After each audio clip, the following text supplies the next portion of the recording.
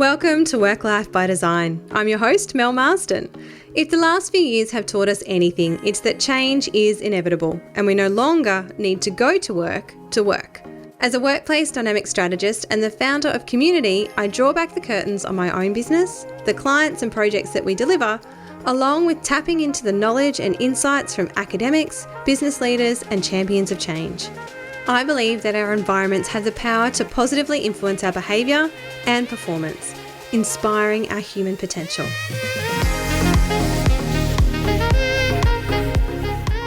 This program was made possible with the support from the Alistair Swain Foundation. To find out more, go to alistairswainfoundation.org. Hello and welcome back to the final episode for Season 5. Now, this season kicked off back in November 2022.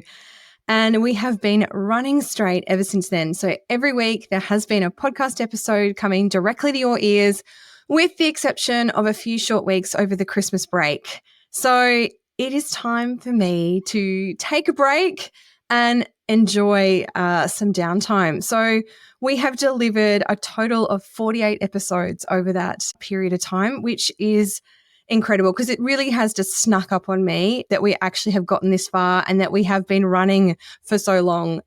I didn't expect it when I first started putting this season together, and I certainly didn't recognize that we had been actually running straight since November. So it's been a pretty incredible season, and I think the reason that it snuck up on me so much is because there has been such engaging conversations. The people that I have been able to interview on the podcast, that I have been able to have conversations with, to get them to share their stories. Now we're heading into a very busy season as we enter into the last quarter of the year. Always that run into Christmas is incredibly busy in our industry. And so it's time to hit pause on the podcast for a little while and wrap up Season 5 with a view to coming back refreshed and energized for a few more seasons to come yet. So when I first started out for this particular season, I was really focusing on what the modern workplace is going to look like. You know, what our workplace is doing for our business, how are they evolving, how are they changing, what are they doing for our people, and how are they supporting the future of work, the way that we will be working, the way that we want to work, and, you know, balancing all of the needs of both our business requirements and our human requirements as well. And so our workplaces are going to continue to evolve, and we need to start thinking about what that needed to look like. And so this was a really great opportunity to start to explore some of that conversation with a wide range of guests. So we've had everyone from landlords to change managers to human resources experts, organizational development leaders, academics. We've had so many wonderful people join us on the podcast over the last almost 12 months, which is incredible to say, because as we'll be going live on this one, it is the end of September in 2023, just shy of that 12-month mark, hitting that for the Season 5, which is a very long stint. So what I really wanted to look at in this particular season was really about how our workplaces connect modern day management theory to the structural design of our physical environments. And when I talk about that, what I'm talking about is the fact that the way that we manage and the way that we lead our people has changed, and therefore our work environments need to shift to support that as well. And there are ways that we can design our work environments to influence the behaviour of our people for alignment to our organisational needs, our purpose, our vision, our values, and how that behaviour then in turn supports the organisation, but in turn also supports the individuals within that environment to be the very best selves that they can be at work. And so I really wanted to explore that in this season, and I feel like we've absolutely nailed that. And, you know, it's really about inspiring that human potential that is within existing in our organisations. And the reason that I wanted to do that through this season was because it is actually at the core of my book that I wrote, which is The Next Workplace, Designing Dynamic Environments that Inspire Human Potential. And we also celebrated the release of that during this season of the podcast. So back in March, the book was released. And to celebrate that release, I hosted a series of conversations on all things work, people, and place. We did it across 3 locations in Brisbane, in Melbourne, and in Sydney. And we were just really celebrating that launch by bringing people together who are incredible thought leaders in their fields, those that are leading businesses, who are leading the way of change within their work environments and really doing things a little bit differently and setting them up to show us and share with us how their insights and the way that they've been approaching their businesses and the work that they've been doing has really started to transform the way that their businesses are operating and really showcase that. And the great thing about those 3 launch locations was we also got to share those episodes with you here on the podcast. So if you couldn't attend those events in real life, we then released them here on the podcast as a 6-part series so that you could join in and hear those conversations that were coming from those incredible leaders at each of those events. So if you are new here to the podcast, I highly recommend popping back and tuning in from episode 111, where we started out with our Brisbane launch there. And if you haven't got a copy of my book yet, you can jump over to my website at melissamarsden.com.au/book, and you can grab a copy of it there as well. Now, the book also comes with a number of worksheets and activities so that you can really start to put your learnings into action and start transforming your workplace from the inside out. And I think what was also really interesting from the whole book launch and since then has been a couple of things that have happened that have really taken me by surprise that I completely did not anticipate would happen.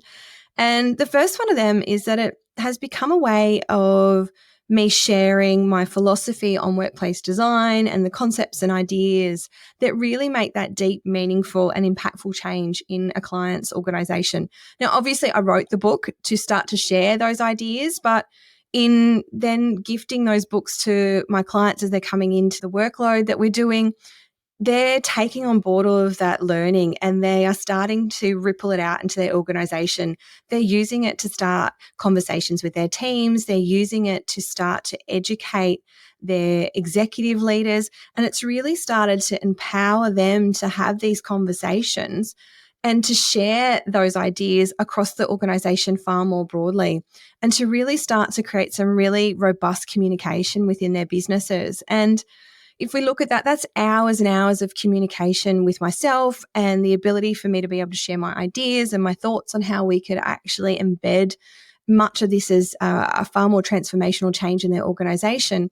And I've been able to impart that knowledge with them through the book, which I found really incredible. I didn't expect that to be a way that I would be able to use the book as a tool to support my clients far more broadly. And the second thing that happened that I've been really surprised by is how the book has become a resource for leadership in the onboarding of them into their new workplaces. So what I've seen is clients gifting copies to their leadership and executive teams so that they can really start to understand what the opportunity is that's presented with them in relocating or embracing a new workplace. And so some clients have directed particular teams to certain chapters and said, read this and let's embody this opportunity here within our workplace. It's really seen them leverage that opportunity, which, you know, is really a once in a 10-year opportunity when you're relocating into a new environment to reset their culture and to have a consistent way of communicating about the space and seeing that embedded into the new workplace. So both of these have been so delightful to experience and to see how the book has been used to really empower and transform workplaces in a way that I hadn't completely unexpected. Are you ready to transform your workplace and inspire the human potential in your business? Then why not book in a complimentary strategy call with me? We'll uncover where you are and where you want to be and the opportunity that lay before you to ensure that you are preparing your workplace to adapt to any future. Just head over to my website, melissamarsden.com.au, or to the link in the show notes to book in your call. I look forward to chatting with you soon. The other thing that's happened during this season is we also celebrated our 100th episode on the podcast. So it has been an incredibly big season. We've had lots to celebrate.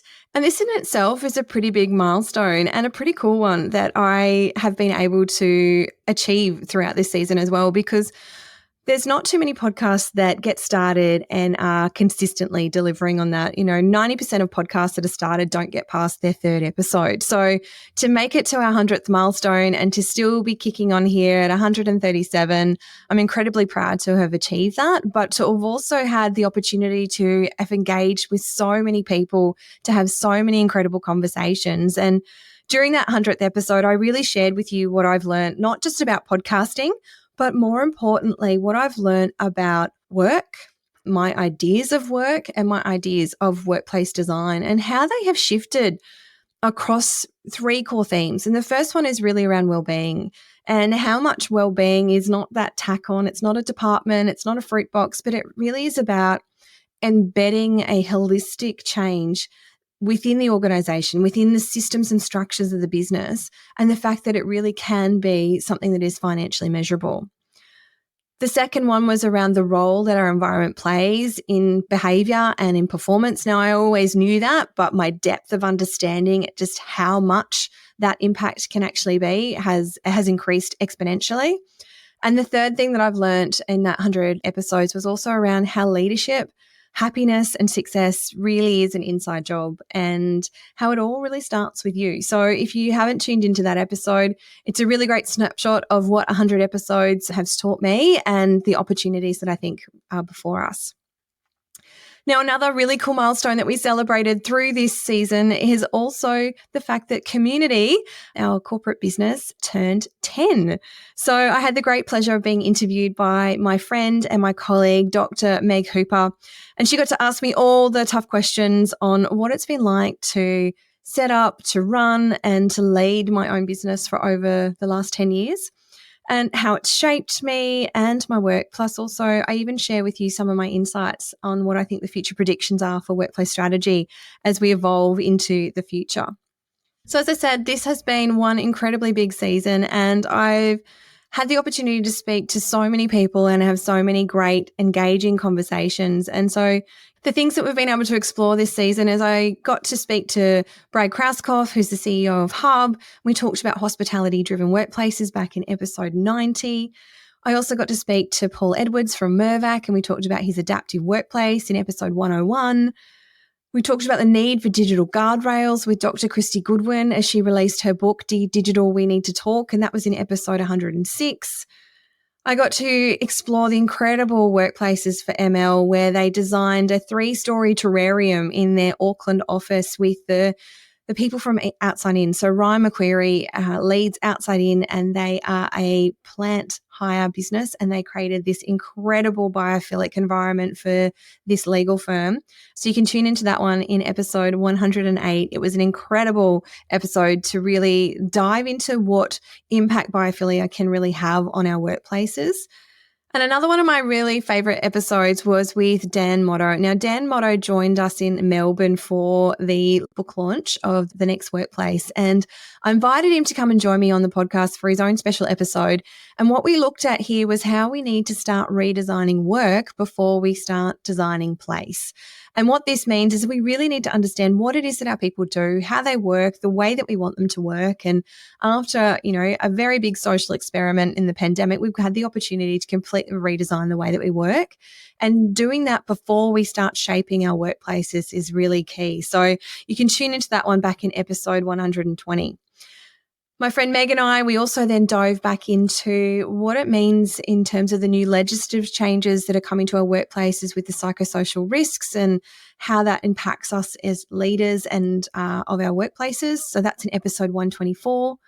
Dr. Jenna Mikas joined me, and we explored the shifting challenges of desk sharing. Now, as more of us are embracing hybrid work, naturally our workplaces are facing underutilization. We've got low occupancy. Commercially, that's not making a lot of sense for our businesses. So the natural alternative is to start embracing the opportunity to desk share. However, this comes with its own challenges, and Jenna and I work our way through some of those in a what was meant to be a friendly debate, but it actually became a very much an alignment of ideas. So that's in episode 132.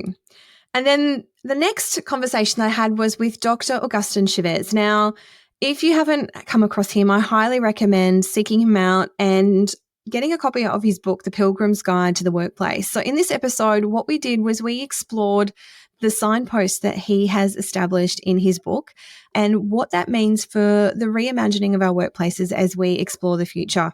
He has got some incredible ideas of what is possible and where we can start to go in terms of changing the way that our workplaces function, the way that our workplaces work, and creating some really interesting opportunities for our workplaces in the future. So that one's in episode 134. And our final guest that we had on the podcast this season is Angela Lockwood, where we was talking about the art of focus.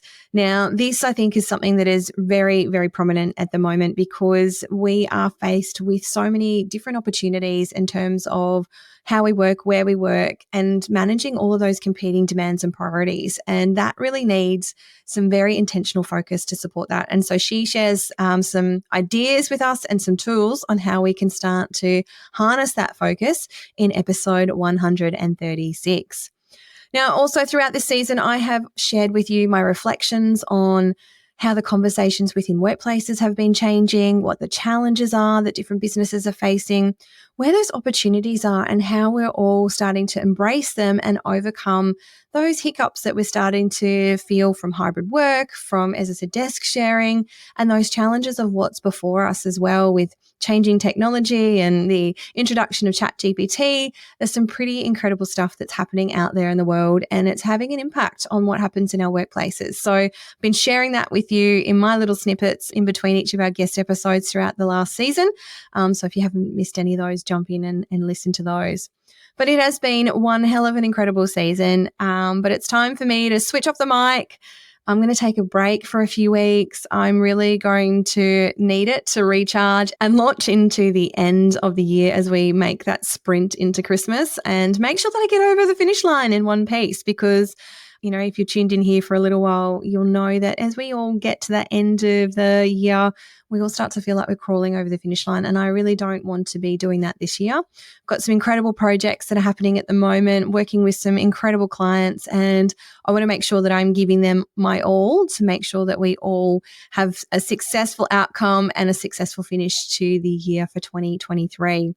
So after running straight for this long, it's been, both very rewarding and it can also be very exhausting. There is a lot that goes into creating each of these episodes. And whilst they might only be, 15, 20 minutes, 30 minutes long, there's an incredible amount of work that goes in behind the scenes to make sure that I'm bringing you valuable content that you'll actually want to listen to. And I get so many opportunities to talk to so many incredible people and have such engaging conversations. So I really do enjoy creating this podcast and sharing all of those ideas and that content with you. So I will definitely be back, but I need to make sure that we're doing it in a sustainable way so that I am here for you guys in the future and that we can continue to have these great conversations.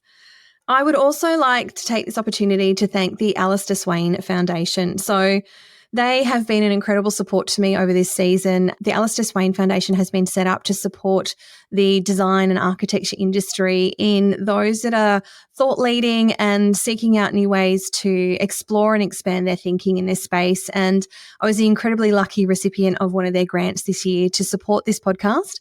The fact that they saw that this was a valuable investment for them and was contributing back into the design industry, I'm really grateful for that. So thank you to the team there at the Alistair Swain Foundation. But that's it for me, guys. I'm over and out for a little while. But if you're interested in working with me, I would absolutely love to hear from you. So whether you're interested in business or personal coaching, or whether you're looking for myself and the team at COMUNiTI to come in and transform your workplace, I would love to hear from you. So you can either come over and find me at LinkedIn, it's Melissa Marsden, or you can send me an email, which is melissa@melissamarsden.com.au. And if you're not sure how you can work with me, but you're curious to find out more, you can jump back to episode 76, where I share with you all the different ways that you can work with me. But until then, until I come back with our next season, please take care. Thanks for tuning in and thank you for supporting the podcast for so long. I really do appreciate, and I hope that this podcast continues to inspire the human potential in your workplace.